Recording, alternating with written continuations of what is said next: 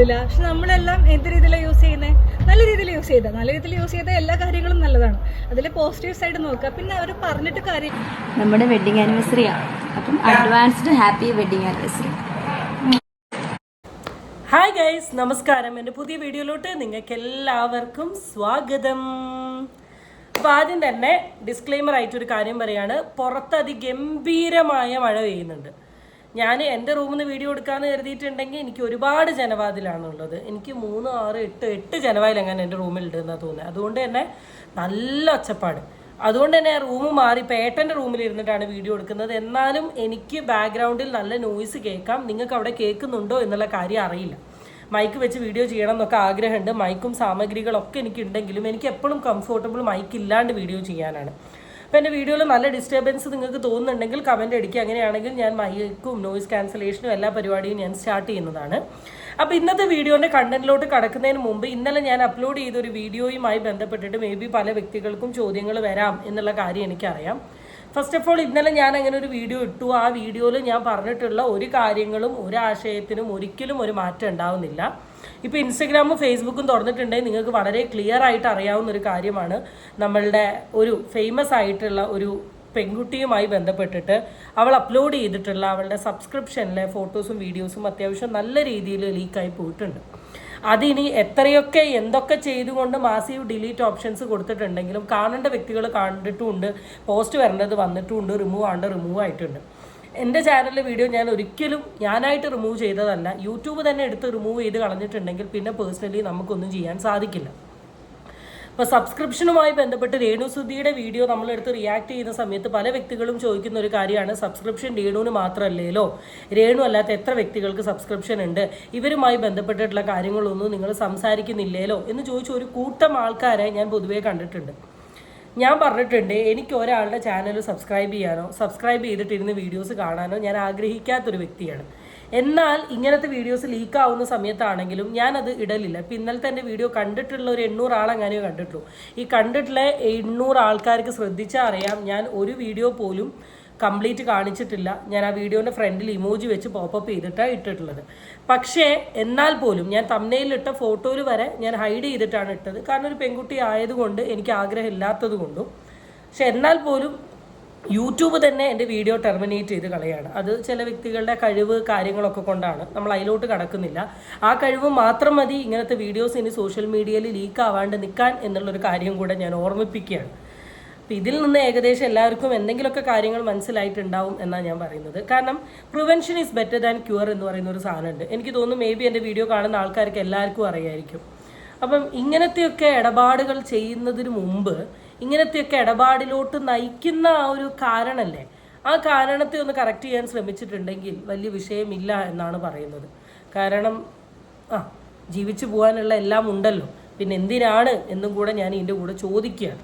ഇത്രയെങ്കിലും ചോദിച്ചിട്ട് വീഡിയോ തുടങ്ങിയില്ലേ റെഡി ആവില്ലടോ. കാരണം കഷ്ടപ്പെട്ടിട്ട് പണിയൊക്കെ കഴിഞ്ഞ് വീട്ടിൽ വന്നിരുന്ന് ഒന്ന് റെസ്റ്റ് എടുക്കേണ്ട സമയമാണ് നമ്മൾ പല കണ്ടന്റുകളും കണ്ടുപിടിക്കുന്നതും റെഫർ ചെയ്യുന്നതും വീഡിയോ എടുക്കുന്നത്. അത് ഷാംഷിയും ഷൂം ആവുമ്പോൾ ഷാംഷിയും ഷൂം എന്ന് പറയണമല്ലോ. അപ്പോൾ അത് വീഡിയോയാണ് നമ്മളുടെ ഇന്നത്തെ വീഡിയോയിലോട്ട് പോവാണ്. സോ ഇന്നത്തെ വീഡിയോയിലോട്ട് എൻ്റെ വീഡിയോ കാണുന്നത് നിങ്ങൾക്ക് എല്ലാവർക്കും സ്വാഗതം. ചാനൽ ഇഷ്ടപ്പെട്ട സബ്സ്ക്രൈബ് ചെയ്യാനും വീഡിയോ ഇഷ്ടപ്പെട്ട ലൈക്ക് ചെയ്യാനും നിങ്ങളാരും മറക്കരുത്. So let's get into the video.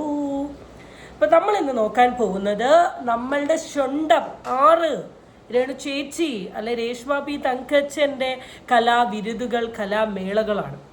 ഇന്നത്തെ വീഡിയോയുടെ ആരംഭം തന്നെ ഒരു പോസ്റ്റിൽ നിന്നാണ് സഹൃദരെ, ഒരു പോസ്റ്റിൽ നിന്നാണ്. പോസ്റ്റ് ഞാനിവിടെ സൈഡിൽ കൊടുക്കാം. രേണു സുധിയുടെ അക്കൗണ്ടിൽ ഒരു 8 മണിക്കൂർ മുമ്പ് വന്ന പോസ്റ്റാണ്. രേണുവും സുധിയുമായി ബന്ധപ്പെട്ടിട്ടുള്ള ഒരു സെൽഫി, വെഡ്ഡിങ് ആനിവേഴ്സറി എന്ന് പറഞ്ഞിട്ട് ഒരു പച്ച ഹാർട്ട്, ഒരു വായ തുറന്നുള്ള കരച്ചിൽ, ഒരു കണ്ണ് തുറന്നുള്ള കണ്ണീർ, പ്ലസ് ഒരു ഹൃദയം പൊട്ടിയൊരു പീസ്. ഇതിൽ നിന്നാണ് ആരംഭം. ഫൈൻ, ഇതിന് ഞാൻ ഒരു കുറ്റവും പറയുന്നില്ല. കാരണം ഹസ്ബൻഡ് മരിച്ചാലും ആ വെഡ്ഡിങ് ആനിവേഴ്സറി ഡേ സെലിബ്രേറ്റ് ചെയ്യുന്ന ആളുണ്ട്. ഒരു ഗേ കപ്പിൾസ് ഉണ്ട്, എനിക്ക് അവരുടെ പേര് അറിയില്ല, ഞാൻ കണ്ടിട്ടുണ്ട്. ഫ്ലാറ്റിൽ നിന്ന് വീണിട്ടാണ് പാർട്ട്ണർ മരിക്കുന്നത്. സ്റ്റിൽ ഉണ്ടാക്കുന്ന ഫുഡും കാര്യങ്ങളും എല്ലാം പാർട്ട്ണർ വെച്ച് കൊടുക്കുന്നത്. അപ്പം അതുകൊണ്ട് തന്നെ this is not a big deal. But here comes the comedy part. ഞാൻ കാണിച്ചു തരാം. ചേട്ടാ സുചേട്ടാ, നാളത്തെ ദിവസത്തിന്റെ പ്രത്യേകത എന്താണെന്ന് അറിയുമോ? കാരണം നമ്മുടെ വെഡിങ് ആനിവേഴ്സറിയാണ്. അപ്പം അഡ്വാൻസ്ഡ് ഹാപ്പി വെഡിങ് ആനിവേഴ്സറി. ആരാണ് രേണു ചേച്ചി എന്താണ് നാം ഈ കാണുന്നത്? രേണു ചേച്ചി സുധിച്ചേട്ടൻ്റെ ഫോട്ടോയുമായിട്ട് ഇറങ്ങിയിരിക്കുകയാണ്. അയ്യോ, സുധിച്ചേട്ടൻ മരിച്ചിട്ടിപ്പോൾ 1-2 കൊല്ലമായി.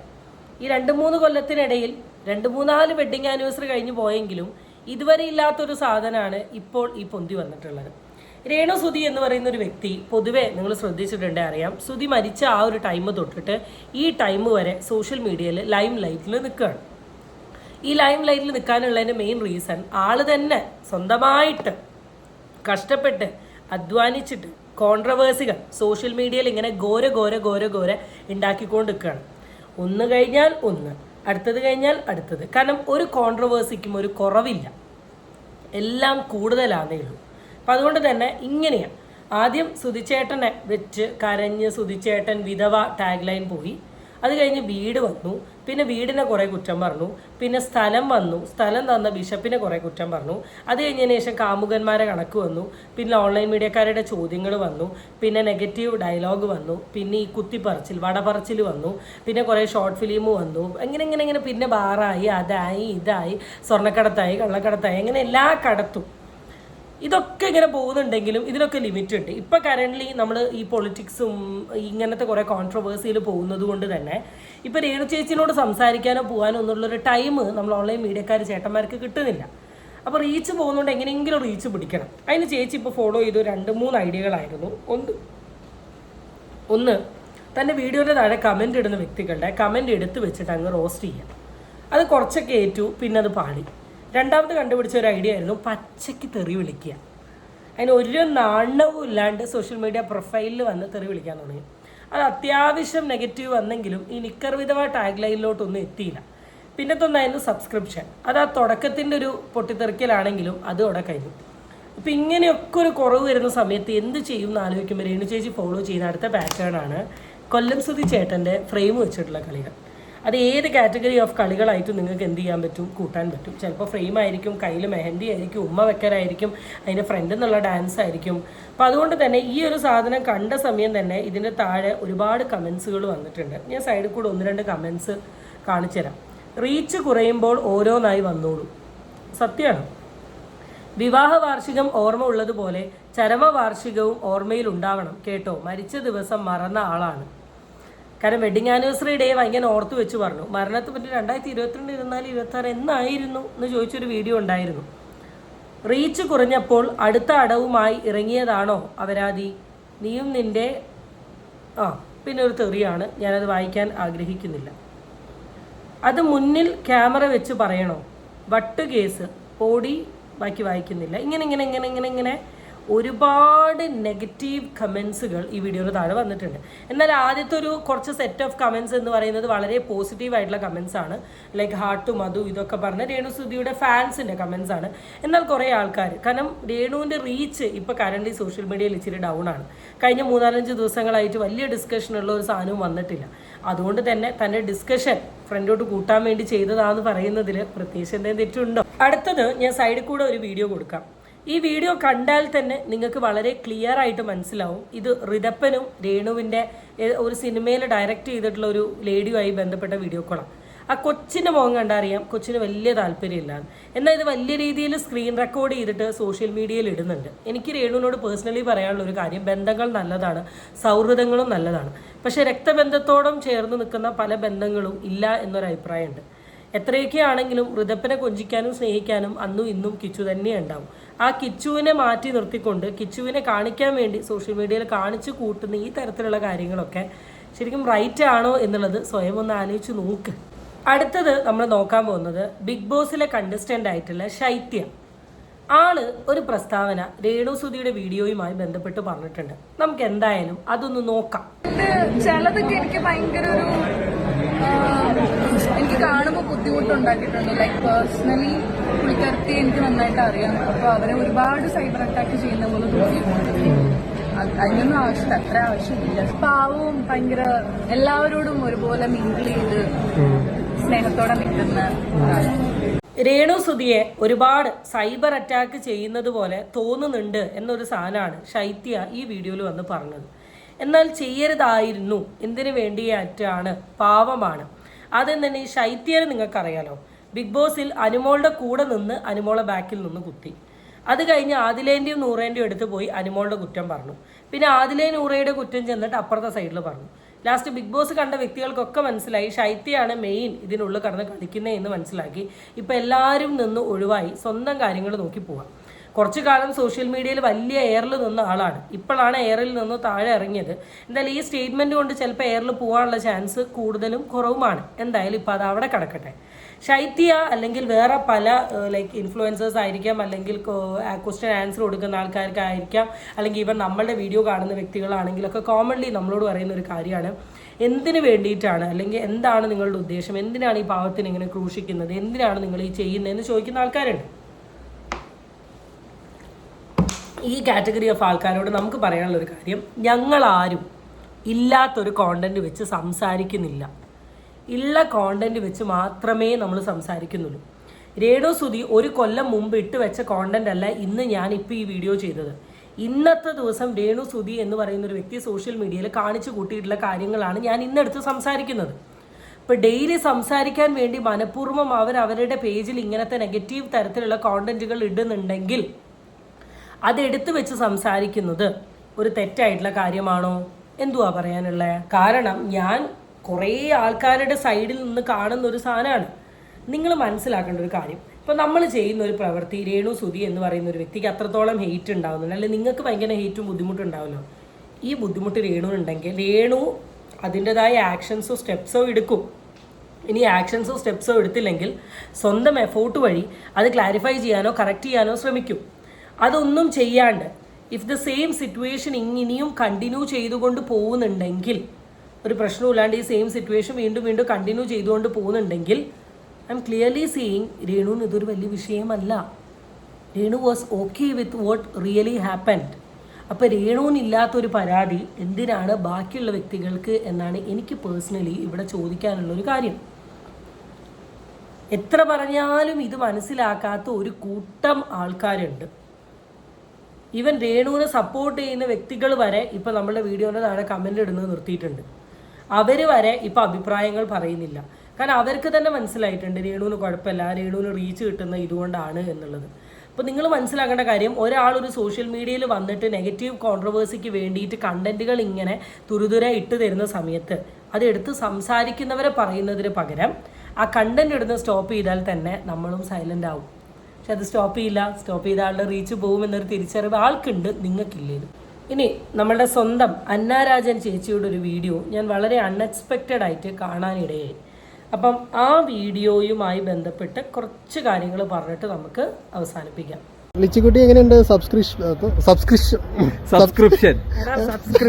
എങ്ങനെ പോകുന്നു? അത് 3 വർഷമായി സബ്സ്ക്രിപ്ഷൻ തുടങ്ങിയിട്ട്. പിന്നെ എന്താന്ന് വെച്ചാൽ എല്ലാവരും എനിക്ക് തോന്നുന്നു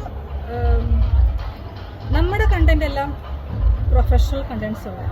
അതിൽ ഒന്നും എക്സ്പെക്ട് ചെയ്താലും വരരുത്. പിന്നെ ഇൻസ്റ്റാഗ്രാം ഭയങ്കര സ്ട്രിക്റ്റ് ആണ്. നിങ്ങൾ വിചാരിക്കുന്ന പോലെ എനിക്കറിയില്ല. നിങ്ങൾ അന്നാരാജൻ എന്ന് പറയുന്ന വ്യക്തിയുടെ സബ്സ്ക്രിപ്ഷൻ ഭയങ്കര പ്രൊഫഷണലിസം ആണോ എന്നുള്ള കാര്യം എനിക്കറിയില്ല. കാരണം ഞാൻ സബ്സ്ക്രൈബ് ചെയ്തിട്ടില്ല.